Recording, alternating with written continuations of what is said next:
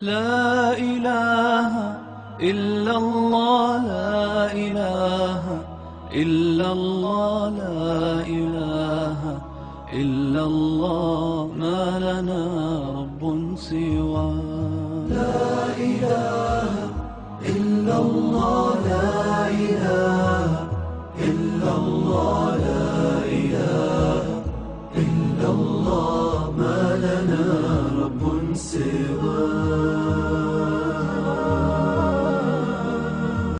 الحمد لله رب العالمين والصلاة والسلام على رحمة للعالمين محمد وعلى آله وصحبه ومن والاهم إلى يوم الدين. ప్రేక్షక మహాశయుల్లారా, guidance to Allah అన్న ఈ కార్యక్రమంలోకి మీ అందరినీ ఇస్లామీయ పద్ధతిలో ఆహ్వానిస్తున్నాము. అస్సలాము అలైకుం వరహమతుల్లాహి వబర్కాతు. నా పేరు సయ్యద్ అబ్దుస్సలాం. నేను ప్రసంగించబోయే అంశం ఐపీసీ పరిచయం. ప్రేక్షక మహాశయుల్లారా, మనకు మన జీవితంలో సిసలైన సంతోషం ఎప్పుడు ప్రాప్తమవుతుందో తెలుసా? ఎప్పుడైతే మనం అల్లాహ్ ప్రీతిని కోరుతూ సాటి ప్రజల బాగు కోసం పాటుపడతామో అప్పుడు. ఎప్పుడైతే మనం బడుగు బలహీన వర్గాల పట్ల, వితంతువుల పట్ల, వికలాంగుల పట్ల, అనాథల పట్ల, అభాగ్యుల పట్ల కరుణ, జాలి కలిగి వ్యవహరిస్తామో అప్పుడు. కువైట్ జీవగడ్డ మానవ సేవ, సామాజిక కార్యక్రమాల విషయంలో ప్రపంచ దేశాల్లోనే ఓ ప్రత్యేకత గల దేశం. ప్రపంచ ఏ మూలన ఏ విపత్తు విరుచుకుపడినా, ఏ ప్రమాదకర సంఘటనలు చోటు చేసుకున్నా సహాయ హస్తం అందించడంలో ముందుంటుంది కువైట్. కువైట్ ఈ సేవల్ని గుర్తించిన ఐక్యరాజ్య సమితి మానవతా నాయకులు అన్న బిరుదుతో ఇక్కడి రాజు శ్రీ సబాహ్ అహ్మద్ జాబిర్ సబాహ్ గారిని సన్మానించడం జరిగింది. పోతే మనిషి సాటి మనిషికి చేసుకునే సేవల్లో అగ్రభాగానికి చెందిన సేవ మార్గం మరచి ఏ పిలుపు వినాలో, ఏ తలుపు తట్టాలో తెలియక తికమక పడే వారిని సిసలైన మార్గం వైపును, అసలైన గమ్యం వైపునకు మార్గదర్శకత్వం వహించడం. ఈ బృహత్తర లక్ష్యంతోనే ఐపీసీ స్థాపన జరిగింది. మానవతా ధర్మమైన ఇస్లాంను సమస్త మానవాళి వరకు చేరవేయడానికి, కాంతి కానరాక మిథ్యా మబ్బుల్లో, పైత్యం పబ్బుల్లో కొట్టుమిట్టాడే వారిని సత్యమన్న పత్యం ఇచ్చి వారి జీవితాల్లో ధర్మ దీపాల్ని వెలిగించడానికి, వారిని సత్యబద్ధమైన, న్యాయబద్ధమైన ఇస్లామియా వాతావరణంలో శ్వాసించేలా తీర్చిదిద్దడానికి 1978లో ఐపీసీ స్థాపన అమల్లోకి వచ్చింది. ఓ చిన్న గదిలో కొందరు యువకుల ప్రయత్నంగా మొగ్గతొడిగిన ఈ ఆలోచన మహావృక్ష సృజనకు దారితీసింది. 36 సంవత్సరాల సుదీర్ఘ శ్రమణానంతరం నేడు అది శాఖోపశాఖలుగా విస్తరించి 14 భాషల్లో ఆధ్యాత్మిక సాహిత్యాన్ని, సేవల్ని అందిస్తుంది. 8 భాషల్లో పత్రికల్ని ప్రచురిస్తుంది. కువైట్ జీవగడ్డపై మనం చూస్తున్న ఈ యొక్క ఆధ్యాత్మిక సేవలు కానీ, సామాజిక సేవలు కానీ అల్లాహ్ కృపా కటాక్షాల తర్వాత ఇక్కడి సుమతుల, సజ్జనుల, సుగుణవంతుల యొక్క సహకారంతో అన్న విషయాన్ని మనం గమనించాలి. ఒక పరదేశీ గడ్డపై అచ్చ తెలుగులో ప్రింట్ అవుతున్న యొక్క నెలవంక మాస పత్రిక కానీ, మీరు వీక్షిస్తున్న ఈ కార్యక్రమం కానీ అటువంటి దాతల సహాయంతోనే సాధ్యమైంది. అల్లాహ్ సుబ్హానహు తఆలా వారి కృషిని స్వీకరించాలని, వారిని కరుణించాలని, వారి సంపదలో సమృద్ధిని ప్రసాదించాలని, కువైట్ రాజ్యాన్ని సుభిక్షంగా ఉంచాలని, కువైట్తో పాటు ప్రపంచ ఇతర దేశాలని సైతం సంక్షేమ బాటన నడిపించి రక్షించాలని మనసారా వేడుకుంటున్నాం. మన మాట కొనసాగుతుంది. అయితే ఓ చిన్న విరామం తర్వాత.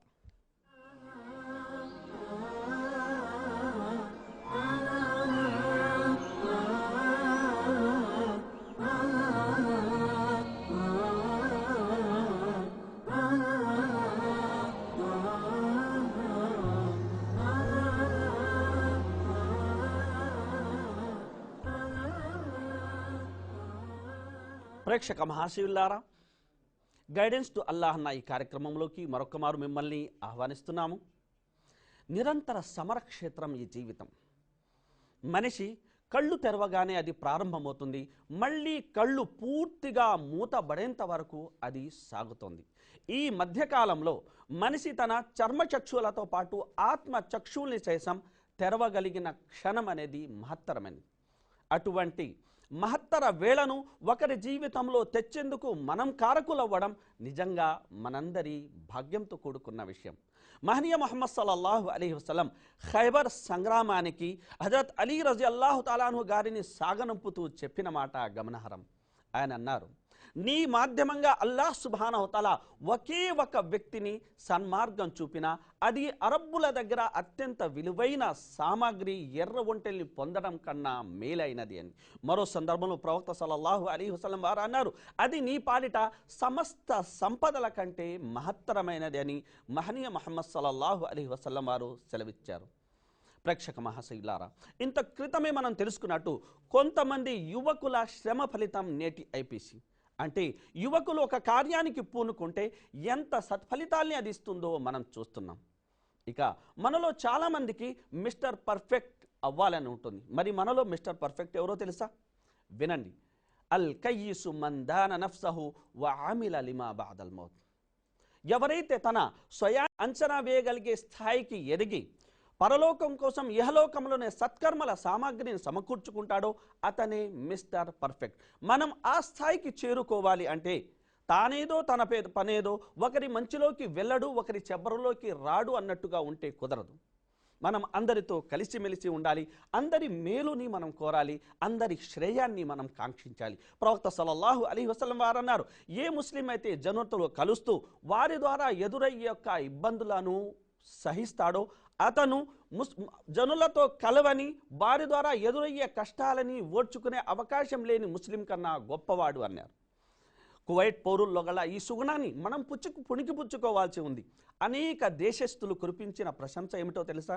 మేము మా దేశంలో ముస్లింల మధ్య ఏళ్ల తరబడి నివసించాం, అయితే ఎవరూ మాకు ఇస్లాం ధర్మం గురించి చెప్పలేదు.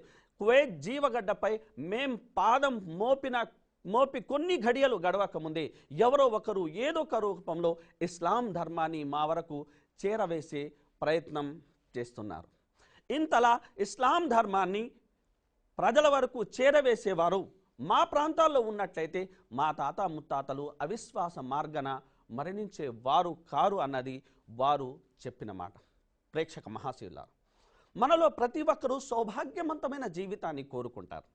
ఆ నిమిత్తం ప్రవక్త ముహమ్మద్ సల్లల్లాహు అలైహి వసల్లం వారి దీవెను పొందాలని మనలో ఎవరికి ఉండదు చెప్పండి? ప్రవక్త సల్లల్లాహు అలైహి వసల్లం వారు అన్నారు, నద్దరల్లాహు ఇమ్రాన్, అల్లాహ్ ఆ వ్యక్తిని సుభిక్షంగా ఉంచుగాక. ఎవరా అదృష్టవంతుడు? ప్రవక్త సల్లల్లాహు అలైహి వసల్లం వారు అంటున్నారు, ఎవరైతే నా నుండి ఒక మాట విని స్వతహాగా దాన్ని అమలుపరిచి దాన్ని యథావిధిగా ఇతరుల వరకు చేరవేశాడో ఆ వ్యక్తి. ప్రేక్షక మహాశయులారా, ప్రవక్త సల్లల్లాహు అలైహి వసల్లం ఈ మాటను మన అక్షర రూపం ఇవ్వాలి అంటే మనం గొప్ప హోదా కలిగిన వ్యక్తము, గొప్ప వక్తలము కానవసరం లేదు. మనం ఎవరైనా ఏ స్థాయికి చెందిన వారమైనా సరే మన ధర్మానికి మనం ఏం చేశాము, ఏం చేయగలమన్న ఆత్మ సమీక్షతో మనం ముందుకు సాగినట్లయితే మన భాగ్య జీవితానికి పూబాట పడే అవకాశం ఉంది.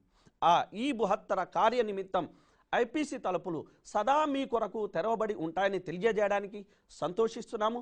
ఇంతసేపు మీ విలువైన సమయాన్ని కేటాయించి మా ఈ కార్యక్రమాన్ని చూసినందుకు మీ అందరికీ హృదయపూర్వక ధన్యవాదాలు తెలియజేసుకుంటూ సెలవు తీసుకుంటున్నాము. వస్సలాము అలైకుం వరహ్మతుల్లాహి వబర్కాతుహు వ ఆఖిరు దఅవానా అనిల్ హమ్దులిల్లాహి రబ్బిల్ ఆలమీన్.